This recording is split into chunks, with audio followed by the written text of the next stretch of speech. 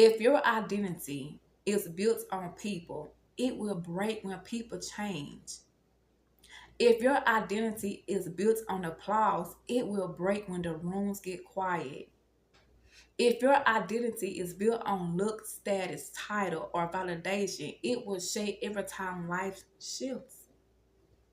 That is why so many people are emotionally unstable in certain seasons because they built their sense of self on things that were never enough to hold them.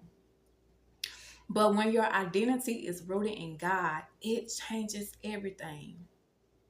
Because now, if people misunderstood you, you are not destroyed. Even if a door closes, you are not empty. Even if somebody walks away, you are not worthless. Even if life looks different than what you expect, you are not forgotten. Why? Because your identity is no longer in what's happening. Your identity is in what God said. And that is where healing starts. Healing starts when you stop agreeing with everything pain told you about yourself. Some of us have been in agreement with lies for too long. Pain said, "You are hard to love." Rejection said, "You are not chosen." Mistake said, "You would never recover." Failure said, "You are not capable." But God says something different. And there comes a point in your life where you have to decide whose voice will shape your identity.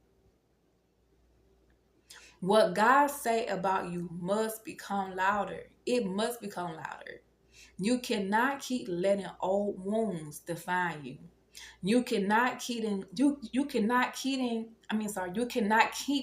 old season introduce you. You cannot keep allowing the worst moment of your life to become your permanent name. Yes, those things happen. Yes, they were painful. Yes, they matter. But they do not get the final word over your identity. God does. God does.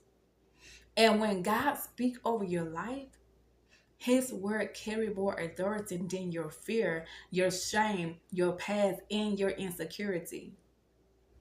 You may have gone through brokenness, but you are not broken beyond repair. You may have been rejected, but you are not rejected